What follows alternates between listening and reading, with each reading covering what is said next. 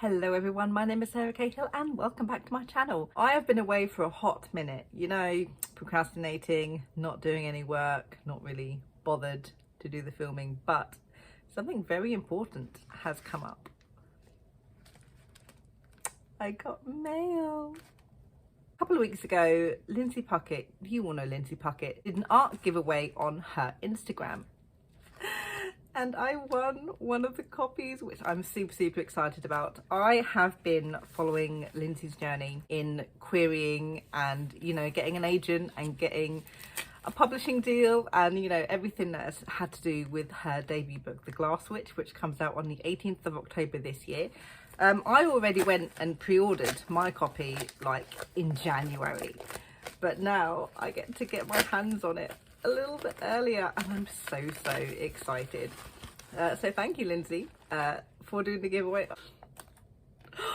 Look, it's so pretty. Oh, I love it.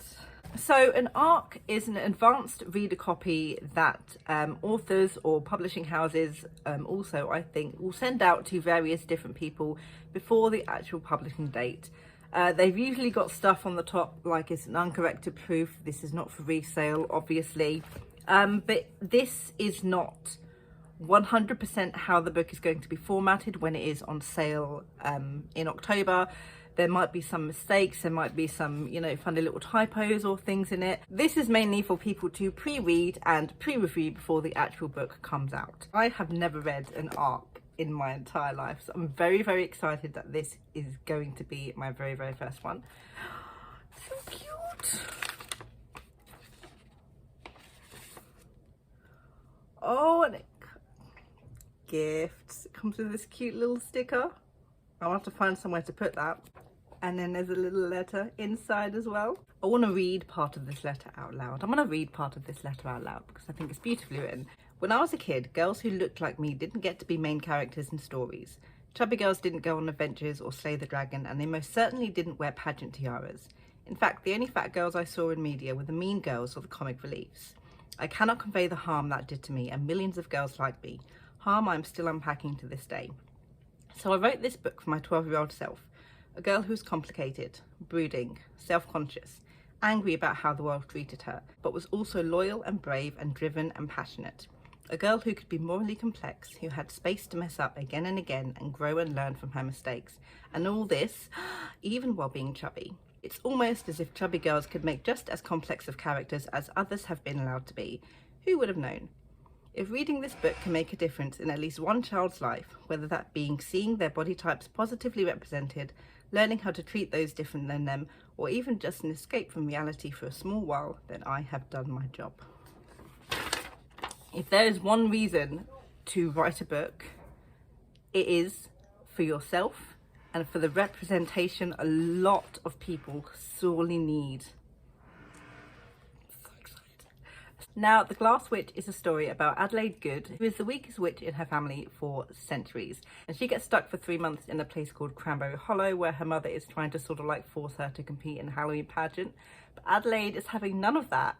And she accidentally, maybe purposefully, who knows, sets off this 300-year-old family curse. It turns her bones to glass and sets a 300-year-old witch hunter after her. Now Adelaide only has until the stroke of midnight to find all of the ingredients to break the curse or possibly, destroy magic for herself and the town forever. I just love the little tagline they've got as well. Can she break the curse before the curse breaks her? Apart from Adelaide being a chubby protagonist, which is absolutely fantastic, we definitely need to see more of that. Obviously, we have a secondary character whose name I don't know, and I have read it somewhere, but off the top of my head, I can't remember what it is. Obviously, a fantastic representation as well. She's there in her hijab. I don't know what the bunny is. I'm looking forward to the bunny. I am going to stop rambling. Because I really want to read the book. So yeah, this is going to be like a unboxing, which we've done, / reading vlog / ARC review of it. I'm so excited. The best part of this book.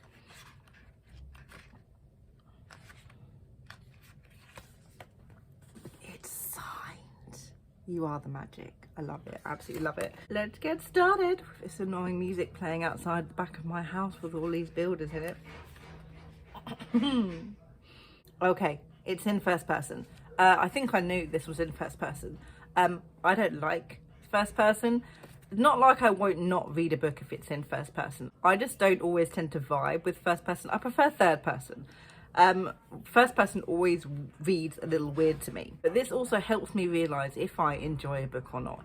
If I'm reading a book that is in first person and I forget that it's in first person, it's a fantastic book. It's brilliant. The author has done a fantastic job of pulling me into the story without things sounding odd.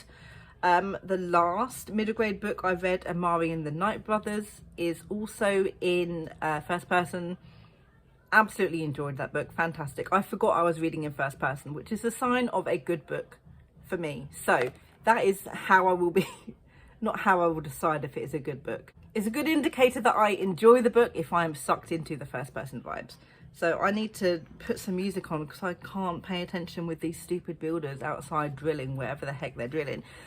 So I'm going to put some music on, maybe some ASMR. Actually, I don't want to get distracted. I'm going to get to reading.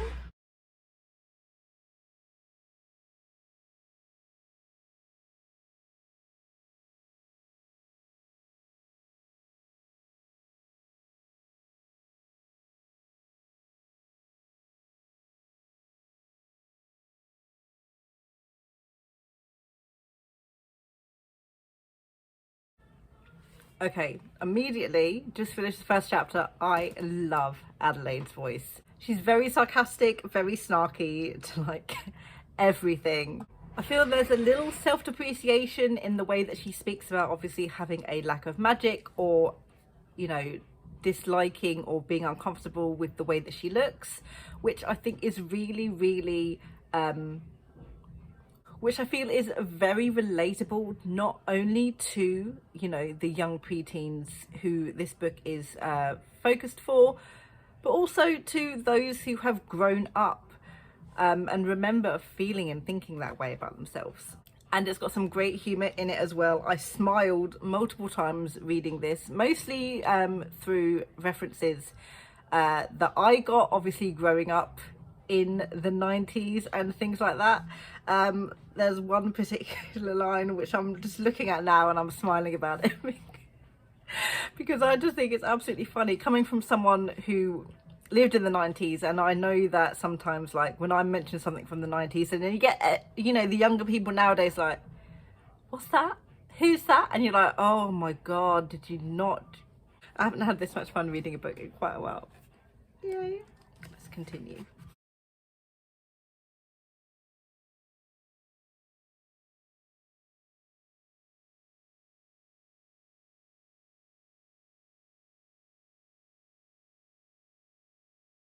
I just want to give Addie a hug at this point. I really do. Like, Addie, I just want to hug you. I'm so... Don't disturb me. I am just about to start reading chapter 15. Things were going good. Things were going Addie's way.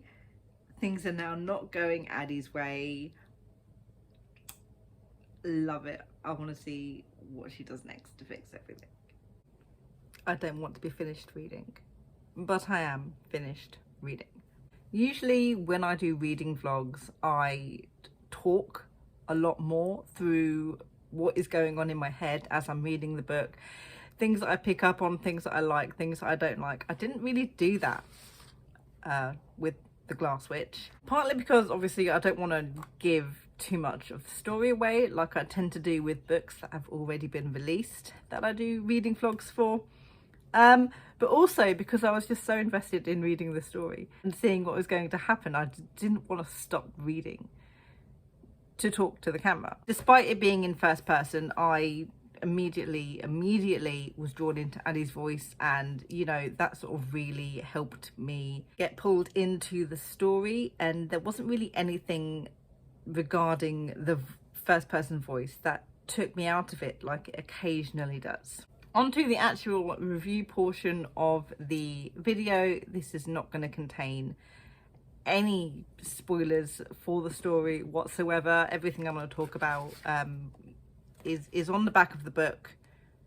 really, in regards to what people know happens. We're going to start with the characters. Addie was absolutely amazing as a protagonist. Sweet, she's sarcastic, she's quick-witted. Again, she's got an amazing voice. She struggles to see herself in a positive light, which I feel is really, really relatable. I know personally that a lot of the things that Addie thinks about herself, I have thought about myself in the past. So I really, despite this being a 12-year-old protagonist, I really connected with Addie and the way she was feeling and sort of how she dealt with everything that was going on around her and her own negativity towards herself. And you can tell that she really loves her family despite all of the drama that goes on with everybody. I love the family history that you get to learn, and I love the family dynamics as well. And I think a lot of readers are going to understand exactly what Addie is going through. Fatima is fantastic. She loves monsters, she loves horror, she loves sparkles. She likes what she likes regardless of what anybody else thinks about it, and I think she is a great opposite to Addie. The two really play off each other really well, not only in regards to sort of the friendship that they've got going on, but also to where they are, I think, mentally at that point in their life. I think Fatima is really in a place that Addie wants to be, or she's in a place that Addie needs to be, but she doesn't realise it just yet. And of course, we can't forget about Rosie, our favourite bunny friend. You did good work, Rosie. Well done. Of course, along with these characters comes some great representation as well. Addie is a chubby protagonist, not something that we see nowadays, but there isn't anything stereotypical about the way that Addie is portrayed. It's done very realistically. I think the experience of being a young chubby girl, I think that is a very realistic experience, and that of course comes from Lindsay herself. And we've also got the disability rep as well when the curse comes into play and Addie is cursed with the glass bones, and obviously the consequence of those glass bones sort of stays with Addie and grows over the course of the novel, which also then plays into the living with the pain of a disability as well. Fatima is a Muslim, she wears a hijab. We get a great glimpse into Fatima's life when we visit her home, which I thought there were some wonderful aspects of being Muslim that we get to see. And there's also a really great moment between Addie and Fatima near the end of the book, where sort of Addie realises that she and Fatima aren't so different in regards to how people assume things when they first see them. There's really a be yourself no matter what anybody else thinks about you, underscoring everything that happens throughout the novel, which I think is really, really important for young kids to hear. I had to remind myself multiple times throughout the story that this is a middle grade, and that this story is not geared towards my current age. It is geared towards 9 to 12-year-olds. I kept on thinking in certain places that I wanted more. I wanted more action, I wanted more drama, I wanted to stay in this moment a little bit longer, I wanted to explore something else. But that is really just the way that my brain is geared towards reading. Usually I read YA, I read mostly upper middle grade if I do middle grade. But everything that was necessary to tell the story was there, and you are constantly kept engaged throughout the entirety of the novel. A couple of convenient things happened, as they do. The search for the ingredients for the curse didn't take as long as I thought it would, or it wasn't as main as a focus as I assumed it would be in regards to how long we spent on that specific part of the plot. But obviously I take into account the length of the novel, which I think is around 36,000 words. It's a plot point that happened which got resolved without protagonist interference, which I thought was a little bit odd, but again, middle grade, 9 to 12 years old. Any misgivings that I had regarding the plot is literally just due to the fact that it is geared towards 9 to 12-year-olds. It is because of the length of the book and the amount of words that you have to tell the story. The pacing is great for the 36,000 words. It's just not something that I am personally used to. That did not stop me enjoying the book. I really felt the Hocus Pocus vibes, which I loved because Hocus Pocus is my favourite Halloween film. You've got the humour, the hijinks, the danger, the stakes, And visually, the book is really good as well. Lindsay has such a really great way of crafting the descriptions of not only the world around them, but of the different characters that you meet as you go through Cranberry Hollow, the magic that everybody uses as well. She really managed to bring Cranberry Hollow to life. I could easily imagine myself standing where Addie stands, in the middle of the festival or on the stage or in the Cranberry Bog.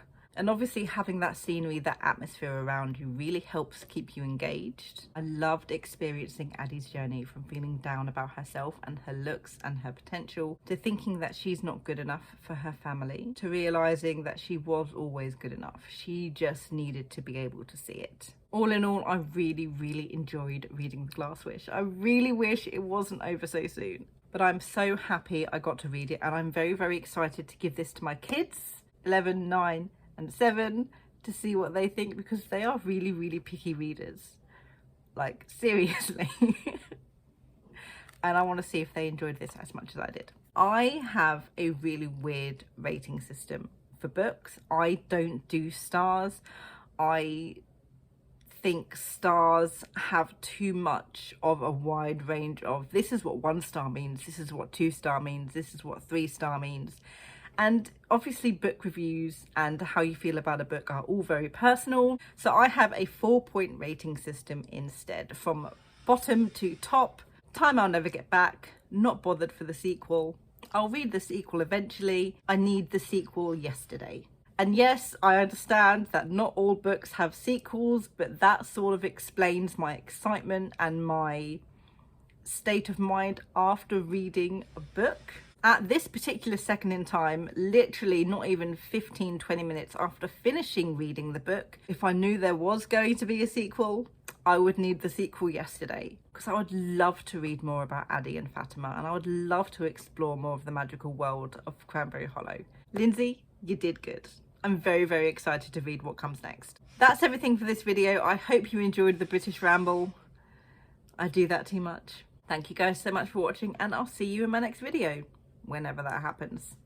Good thoughts and happy writing.